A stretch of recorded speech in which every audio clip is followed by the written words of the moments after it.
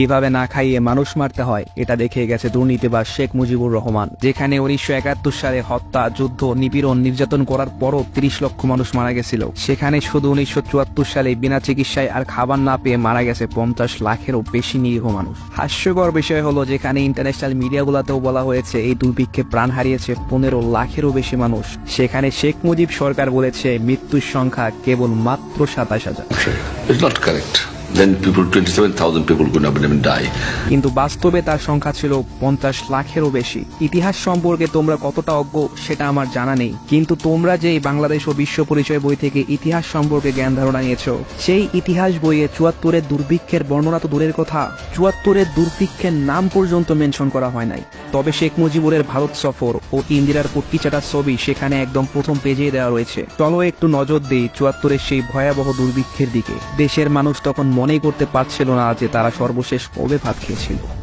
কতক্ষণ আগে বা কদিন আগে ভালো করে খাইছেন? ভালো খাওয়া স্যার আমরা। আচ্ছা, আপনি কয়দিন আগে ভাত খেয়েছেন?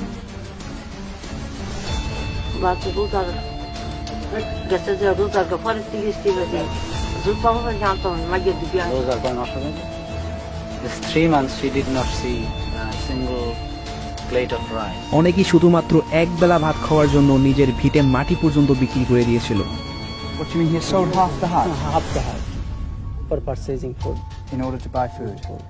গোরস্থানে আসছিল সেদিন শত শত লাশ, তাদের মৃত্যু কেবল খাবার না পাওয়ার কারণেই। গোরস্থানে যারা মারা যাচ্ছে তাদের মধ্যে বেশিরভাগ লোক না খেয়ে মারা যাচ্ছে।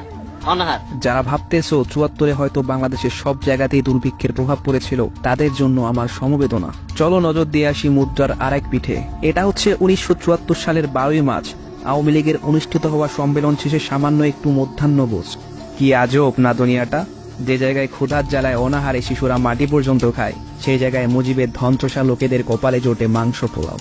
তাদের পোশাক আশাক দেখে বোঝার কোনো উপায় নাই যে সেই সময় বাংলাদেশের সর্বকালের সবচেয়ে ভয়াবহ দুর্ভিক্ষ হচ্ছে। তারা সব সময়ের মতোই স্বর্গে ছিল। শেখ হাসিনার মিডিয়া ও নিউজ পেপারগুলোর মতে স্বাধীনতার পর পাকিস্তান কেন্দ্রীয় ব্যাংকে মাত্র $18 রেখে গেছিল। কেন্দ্রীয় ব্যাংকে ছিল মাত্র $18, যা পরবর্তী 2-3 বছরে কাটিয়ে ওঠা সম্ভব হয়নি। যার প্রভাবে 1974 সালে শেখ মুজিবুর বেশি একটা খাবার আমদানি করতে পারে নাই, যার ফলস্বরূপ খাবার না পেয়ে 50 লাখেরও বেশি মানুষ মারা গেছিল। ইউনিভার্সিটি অফ ক্যালিফোর্নিয়ার প্রকাশিত এশিয়ান সার্ভের হিসেব অনুযায়ী শুধুমাত্র স্বাধীনতার পরবর্তী 2 বছর সময়ের মধ্যেই বাংলাদেশ $1373 মিলিয়ন শুধু সাহায্য এবং ঋণের মধ্যেই পেয়েছিল। 1972 সালে $1373 মিলিয়ন, যা বর্তমানে প্রায় $9,548 মিলিয়ন সমান, অর্থাৎ প্রায় $9.5 বিলিয়ন। টাকায় রূপান্তর করলে তা হয় $9,10,200 কোটি টাকা। কে দেবে সেই টাকার হিসাব? যদি সেই অর্থ ব্যবহার করা হতো তাহলে হয়তো বিনা চিকিৎসায়, বিনা খাবারে এত লোক মারা যেত না। কিন্তু আওয়ামী লীগ সরকারের মতে শুধুমাত্র যুক্তরাষ্ট্রের চক্রান্তর কারণেই 74-এর দুর্ভিক্ষে এত মানুষ মারা গেছিল। চক্রান্ত করে খাদ্য সহায়তা বন্ধ করে দেয় মার্কিন যুক্তরাষ্ট্র। বাংলাদেশের 74-এ যে দুর্ভিক্ষ ঘটে, এই দুর্ভিক্ষ ঘটানোর পিছনে কিন্তু আন্তর্জাতিক চক্রান্তের সাথে সাথে। সেটা কি চক্রান্ত ছিল নাকি ছিল মুজিবের চুতিয়ামি? চলো জেনে আসি তার পিছনের গল্প। 1974 সালে সে দুর্ভিক্ষের শুরুর সময় যুক্তরাষ্ট্র বাংলাদেশকে সাহায্য করার জন্য বেশ কয়েকটা খাদ্য ভর্তি জাহাজ পাঠায়, যেটা তাৎক্ষণিক পেলে হয়তো মৃত্যুর সংখ্যা অনেকটাই কমে আসতো। সেই সময় যুক্তরাষ্ট্র কিউবা এবং মায়ানমারের ওপর নিষেধাজ্ঞা জারি করেছিল। মুজিবুর রহমান সবটা জানা সত্ত্বেও কিউবাতে চটের বস্তা রপ্তানি করার সিদ্ধান্ত নেয়, ব্যাস, যার ফলে অন্তিম মুহূর্তে যুক্তরাষ্ট্র তার পাঠানো জাহাজগুলো ফেরত নিয়ে নেয়। যুক্তরাষ্ট্রকে খোঁটা মেরে তার থেকেই সাহায্য ভিক্ষা চাওয়ার মতো চুতিয়ামি হয়তো মুজিবুর রহমান ছাড়া আর কেউই করতে পারবে না। এই ঘটনার কিছুদিন পর যখন বাংলাদেশের অবস্থা আরো খারাপ হতে থাকে, তখন WHO বাংলাদেশকে তৎকালীন $10.5 বিলিয়ন সমমূল্যের খাবার পাঠায় এবং ওয়ার্ল্ড ব্যাংক বিনা সুদে 50 মিলিয়ন লোন দেয়।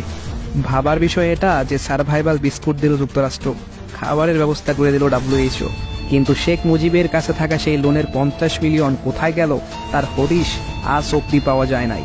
যদি সেই অর্থ ব্যবহার করা হতো তাহলে হয়তো বিনা চিকিৎসায়, বিনা খাবারে এত লোক মারা যেত না। ক্ষুধার জ্বালায় ছটফট করা অন্তত সেই শিশুদের মাটি খেতে হতো না। এই বিষয়ে বিদেশি এক সাংবাদিক মুজিবকে প্রশ্ন করে, মানুষ খাবার পাচ্ছে না।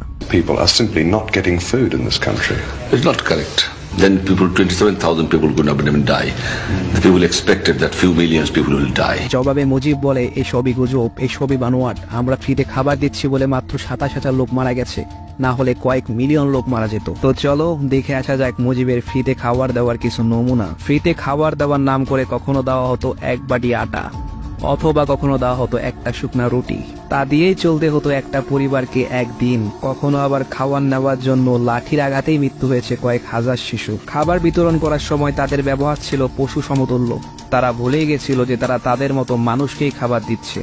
এখন ভাবতে পারো, মাত্র এক বাটি আটা আর শুকনা রুটি, বিদেশি সাহায্যের দেওয়া সেই $মিলিয়ন গুলা গেল কই? তুমি ভাবতে থাকো, ততক্ষণে আমরা ঘুরে আসি শেখ জামালের বিয়ে থেকে।